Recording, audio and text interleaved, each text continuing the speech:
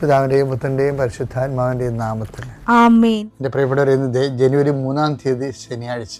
അമ്മേ പരിശുദ്ധ അമ്മേ, അമ്മേ പരിശുദ്ധമേ, ദൈവമാതാവേ, കൃപാസനത്തിലൂടെ ഞങ്ങൾക്കും ഞങ്ങളുടെ ദേശത്തിനും അമ്മ മധ്യസ്ഥം തേടി തന്ന എല്ലാ അനുഗ്രഹങ്ങൾക്കും കൃപകൾക്കും ഞങ്ങളിപ്പോൾ ഹൃദയം നിറഞ്ഞ നന്ദി പറയുന്നു. അമ്മേ പരിശുദ്ധമേ, ദൈവമാതാവേ, 2004 ഡിസംബർ 7-ാം തീയതി ഉച്ചകഴിഞ്ഞ് 2:30 കൃപാസനത്തിൽ സംഭവിച്ച അമ്മയുടെ പ്രത്യക്ഷപ്പെടലിനെ കുറിച്ച് തിരുസഭയ്ക്ക് സമർപ്പിച്ചിരിക്കുന്ന പഠനരേഖകളുടെ മേൽ സഭാത്മകമായ പഠനം ആരംഭിക്കുവാൻ ഞങ്ങൾ പ്രാർത്ഥിക്കുന്നു. അമ്മേ പരിശുദ്ധമേ, ഭൂസ്വർലോകങ്ങളുടെ രാജ്ഞിയായ അങ്ങേയ്ക്ക് ഭൗമസംരക്ഷണത്തിനായി പ്രപഞ്ചപ്രകൃതിയെ തന്നെ തിരുസഭ പ്രതിഷ്ഠിക്കുവാൻ ഈ പ്രത്യക്ഷീകരണം വഴി ഇടയാക്കണമേ. പരിശുദ്ധമേ, ജപമാല മാതാവേ, സകല കൃപാസനം പ്രാർത്ഥനയോടും ചേർത്ത് ഞങ്ങളിപ്പോൾ പ്രാർത്ഥിക്കുന്ന ഈ കുടുംബത്തിന്റെ പ്രത്യേക നിയോഗം പറ മക്കളെ.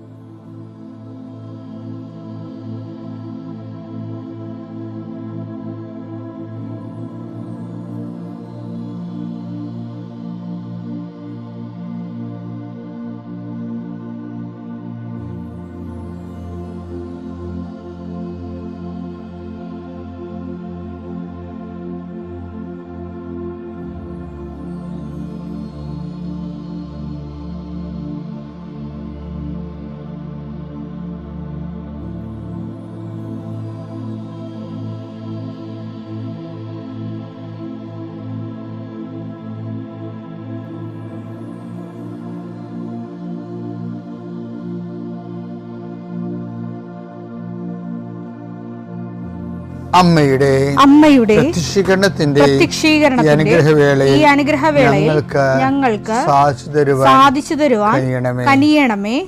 ആമേൻ. വിശ്വാസ പ്രമാണം.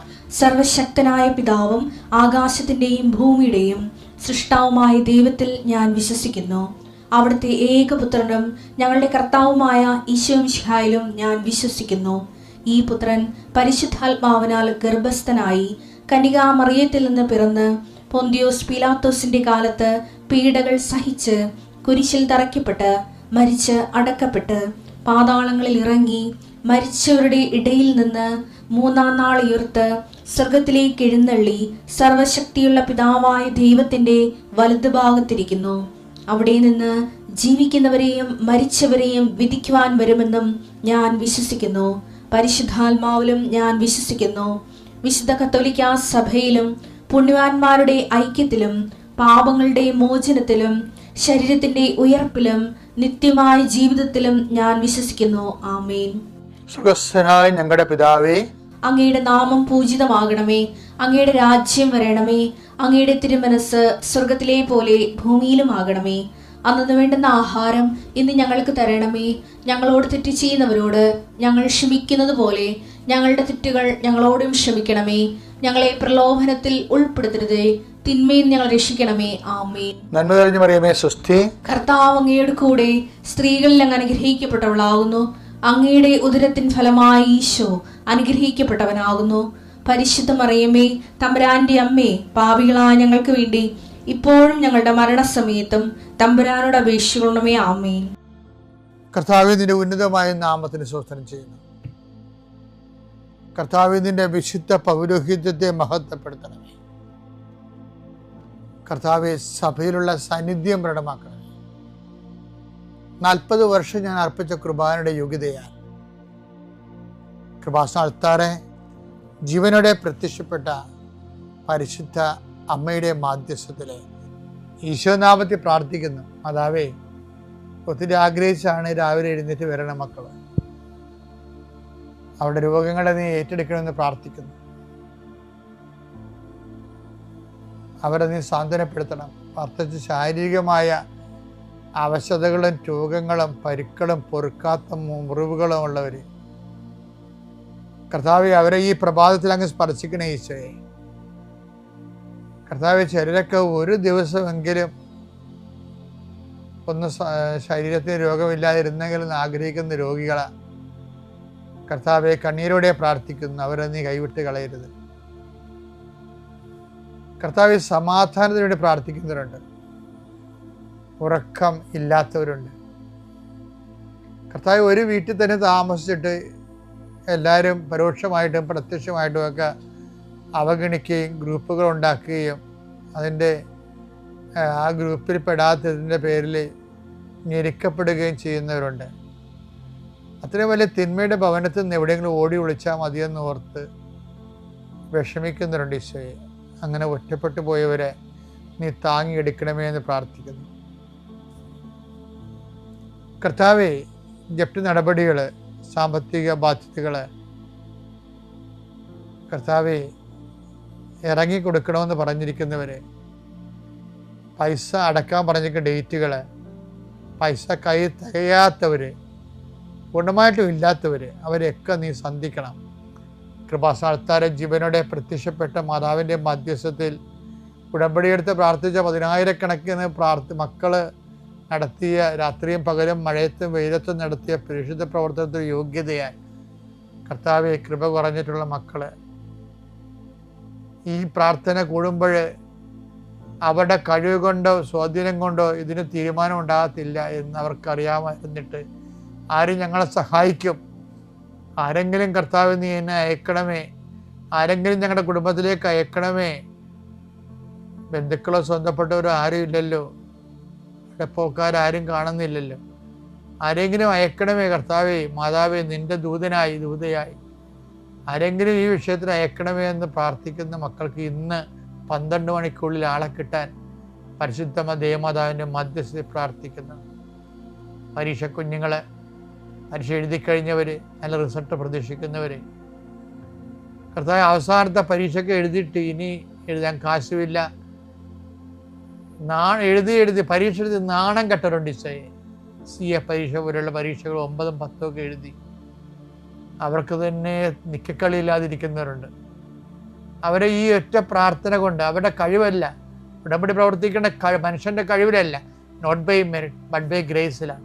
ആ ഗ്രേസിൻ്റെ ശക്തി യേശുക്രിസ്തുവിൻ്റെ വിശുദ്ധ രക്തത്തിൽ നിന്നാണ് കൃപയുണ്ടാകണമെങ്കിൽ അത് കർത്താവിൻ്റെ സൗജന്യ ദാനമാണെന്ന് മനസ്സിലാക്കിക്കൊണ്ട് കർത്താവിൻ്റെ കൃപയുടെ ശക്തിയാൽ നിൻ്റെ എല്ലാ അപാകതകളും, എല്ലാ പരിചയക്കുറവുകളും, എല്ലാ പരാധീനതകളും പോരായ്മകളും യേശുനാമത്തിൽ പരിഹരിക്കപ്പെടുകയും നീ യേശുനാമത്തിൽ സൗഖ്യപ്പെടുകയും യേശുനാമം സമാധാനപ്പെടുകയും ചെയ്യട്ടെ.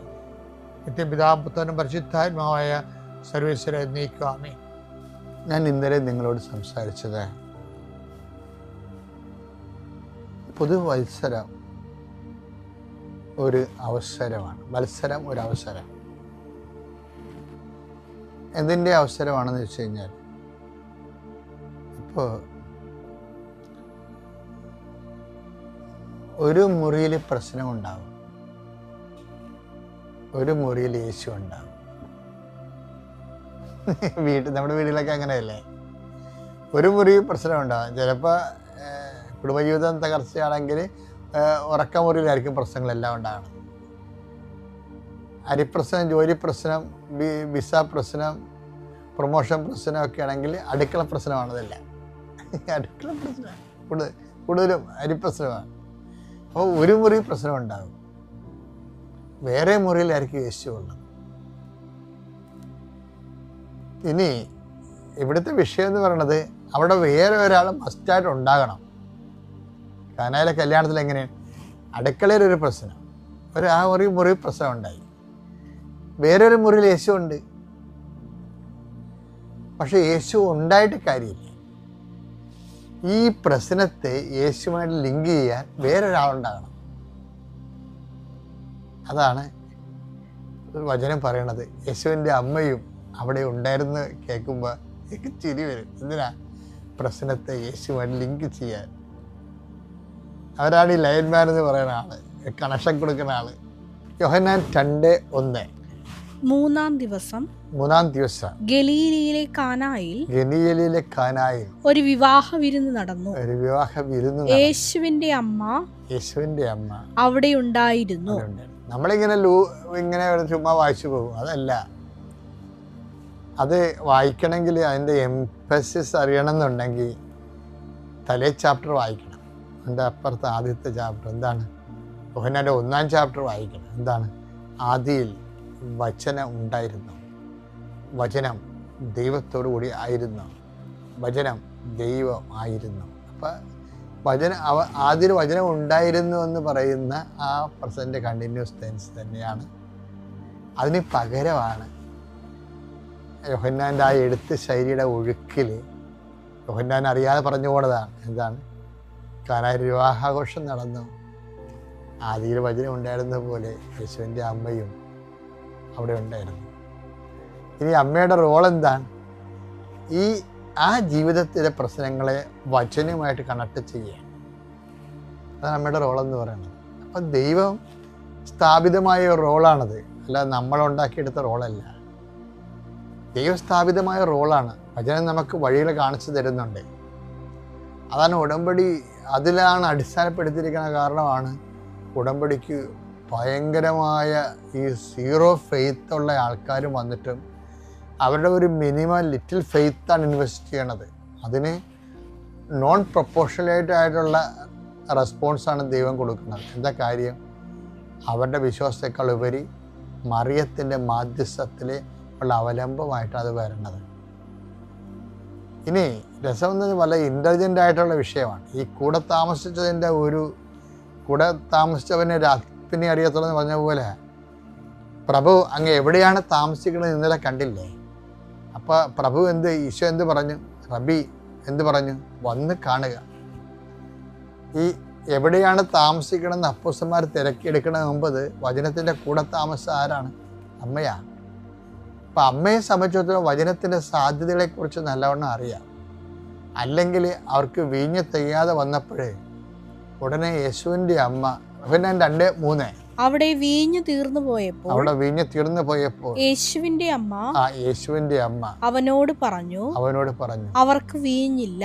അതാണ് വിഷയം.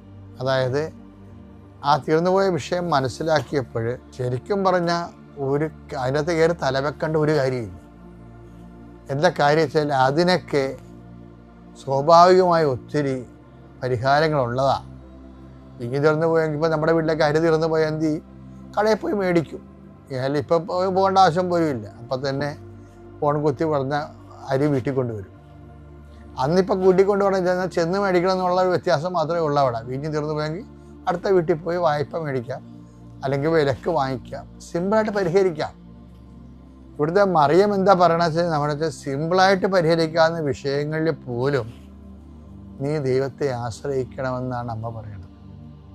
മനുഷ്യന്മാരുടെ മുഴുവൻ പ്രോബ്ലമാണ് ഇതിനകത്ത് ഡിസ്കസ് ചെയ്യണത്. എന്താണ്? പലരും ദൈവത്തെ വിശ്വസിക്കും, എന്നാലും മനസ്സിൽ അവബോധം മനസ്സിൽ പറയും അത് കുഴപ്പമൊന്നുമില്ല. ഇപ്പം ഇപ്പം പ്രാർത്ഥിച്ചില്ലെങ്കിൽ എനിക്ക് 98% മാർക്കുണ്ടല്ലേ. 98-94 ഉള്ള അണ്ണന്മാർ ഉപരി വിദ്യാഭ്യാസത്തിന് പ്രാർത്ഥിക്കുമെങ്കിൽ അവരെങ്ങനെ പ്രാർത്ഥിക്കത്തൊന്നുമില്ല.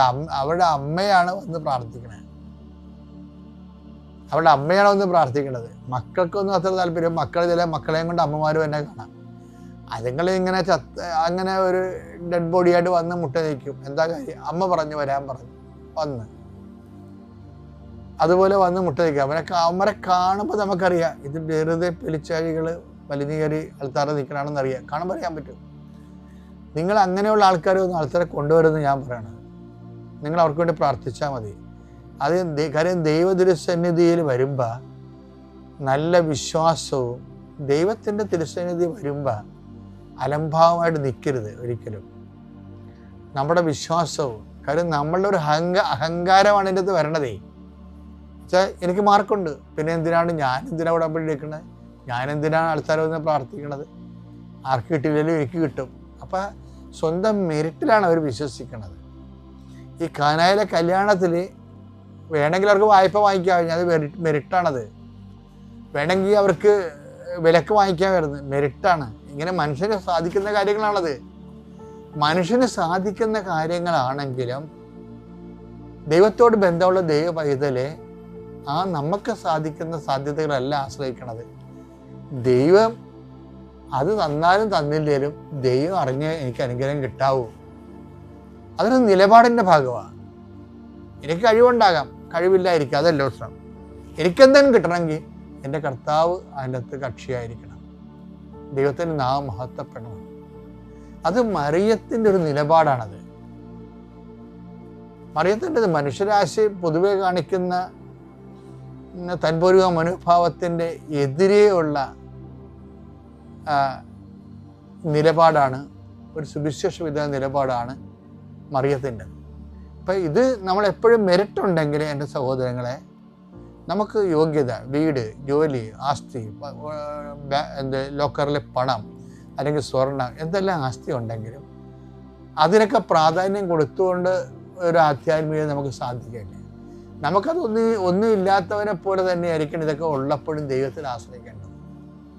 അതാണ് ആധ്യാത്മികത എന്ന് പറയണത്. ശരിക്കും പറഞ്ഞു അതിലാണ് ദൈവം നമുക്ക് റെസ്പോൺസിബിൾ ആകണത്. കാര്യം നമുക്ക് ആരോഗ്യമുണ്ട്, നമുക്ക് പണമുണ്ട്, നമുക്ക് പൊന്നുണ്ട്, നമുക്ക് സ്വാധീനമുണ്ട്, പ്രാർത്ഥനയിലൊക്കെ നടക്കും എന്നുള്ളൊരു വിഷയമാണെങ്കിൽ പ്രാർത്ഥിച്ചില്ലേ നടക്കില്ല, അഥവാ നടന്നാലും എൻ്റെ ദൈവത്തിന് പ്രാധാന്യം കൊടുത്തുകൊണ്ട് കാര്യങ്ങൾ നടന്നാൽ മതി. അതാണ് not by merit but by grace എന്ന് പറയുന്നത്. അപ്പോൾ പല അനുഗ്രഹങ്ങളുടെയും ഒരവസ്ഥ എന്ന് പറയണത് അവർ ഇൻവെസ്റ്റ് ചെയ്യണ വിശ്വാസം ഒന്ന് അവരിലാണ് ഒന്നാം സ്ഥാനം. അവിടെ കഴിവിലും മാർക്കിലും പണത്തിലും എക്സ്പീരിയൻസിലുമാണ്. രണ്ടാം സ്ഥാനമാണ് ദൈവത്തിന് പലപ്പോഴും വരണത്. മറിയം അത് ആ വിഷയം എടുക്കണില്ല. വായ്പ മേടിക്കണ്ട, വിലക്കും മേടിക്കണ്ട, മറിച്ച് ഈശോ ഇവിടെ ഉണ്ടെങ്കിൽ ഈശോനെ കൊണ്ട് തന്നെ ആ വിഷയത്തിൽ തീരുമാനം എടുപ്പിക്കണം. ഒരു ബന്ധത്തിൻ്റെ വിഷയമാണ്. നമ്മുടെ അനുഗ്രഹങ്ങളെല്ലാം നമ്മുടെ വിശ്വാസത്തിൻ്റെ വിഷയത്തിനേക്കാൾ ഉപരി ഒരു ആത്മബന്ധത്തിൻ്റെ വിഷയമാകാൻ വേണ്ടി പ്രത്യേകം ശ്രദ്ധിക്കണം.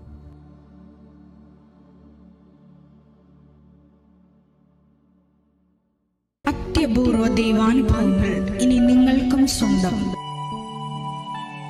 ഈ യൂട്യൂബ് ചാനൽ ഇതുവരെ സബ്സ്ക്രൈബ് ചെയ്തിട്ടില്ലെങ്കിൽ ഇപ്പോൾ തന്നെ സബ്സ്ക്രൈബ് ചെയ്യുക. ഈ വീഡിയോ ഇപ്പോൾ തന്നെ നിങ്ങളുടെ സുഹൃത്തുക്കൾക്ക് ഷെയർ ചെയ്തുകൊണ്ട് കർത്താവിൻ്റെ പ്രേക്ഷിതരാകുക.